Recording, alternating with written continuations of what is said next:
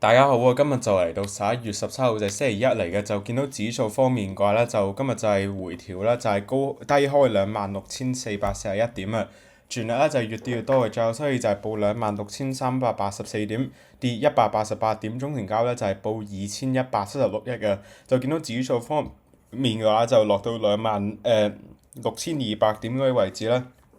係有少量嘅支持嘅，而如果你睇翻嘅話咧，今日咧其實主要支持嘅原因咧，即係落到26,200點嗰啲位置咧，主要咧都係因為北水去到嗰啲位置嘅話咧，就係開始撈咧盈富基金 ETF 啊。而我自己就覺得其實如果你話去到呢啲位置嘅話咧，我自己就覺得整體港股方面嘅話咧，應該都係會買賣兩行啊，即係咧去到高位即係27,000點嗰啲位置嘅話咧，應該都會比較大阻力啦。而落到去呢啲低位嘅話咧，應該咧都會有啲支持嘅，所以就我自己就覺得嚟緊咧指數方面嘅話咧，都係繼續行上落 range 啦。至於係有啲咩個股係可以炒嘅咧，一隻咧就係隻2628啦，2628我之前一路講啦，其實我係繼續睇好嘅，而我自己就話咧，其實呢排 A 股咁強勢嘅話咧，其實隻2628咧係好難唔升嘅，同埋佢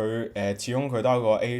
H 股折讓嘅，所以就喺度如果呢個 H 股折讓係收窄翻少少嘅話咧，其實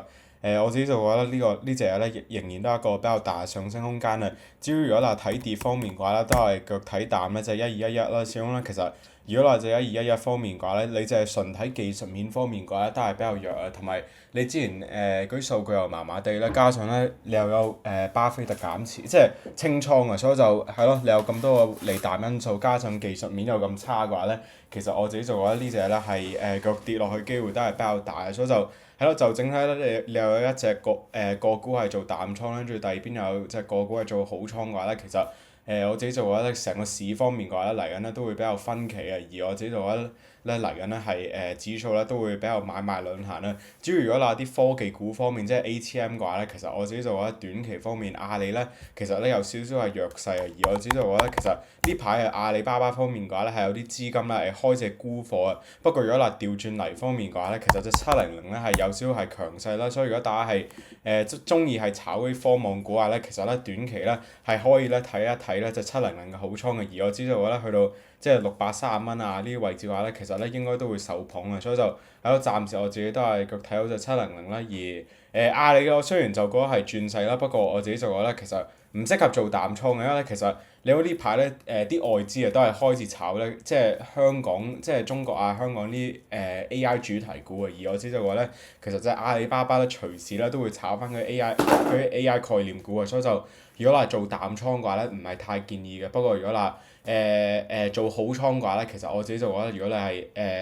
橫掂都冇留隻科技股嘅話咧，其實我自己就覺得隻700咧係選擇咧係更加好嘅。而我自己就覺得其實係可以做好倉嘅。不過咧我自己方面嘅話咧就冇做好倉咧，點解咧就？其實大家之前都有聽我講啦，其實我自己咧就係睇住就係670蚊嗰啲位置嘅，而我就係睇住啲位置咧係有冇機會係突破咧，而我自己就睇住咧就係嗰啲位置突破咧，我先會炒好倉嘅。因為好多時候咧我都係中意咧係做一啲突破性嘅部署嘅，而其實如果話短期方面佢係唔突破670蚊嘅話咧，我自己咧就唔係咁中意做好倉嘅。不過如果大家係想賺多啲嘅，而係願意係承擔一個更加大嘅風險嘅話咧，其實咧係可以咧考慮呢啲位置咧做一做好倉嘅。喺度暫時咧港股就係呢個部署啦，而美股方面嘅話都冇乜特別啦。你見到呢排咧都係不斷重複啦，就係美股咧主要科網股方面嘅話咧都係腳持有住 ETF 啦，即係 QQ 啊、SPY 嘅。而個股方面嘅話咧都係腳睇住就係一隻就係美高梅啦，第二隻就係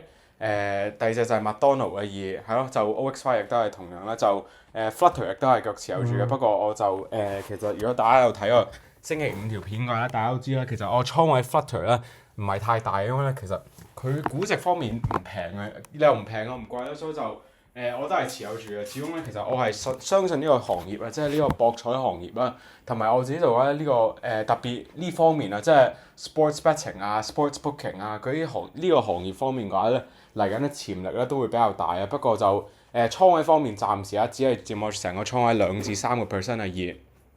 而如果短期方面，如果都係呢啲估值方面嘅話咧，我自己咧都唔會特別重住買落去啊。不過就你當買少倉底貨啦，我自己咧係覺得可以嘅。而大家如果之前係未有買貨，即係隻 FLUT 嘅話咧，其實咧係可以考慮咧係撈一撈貨嘅。不過就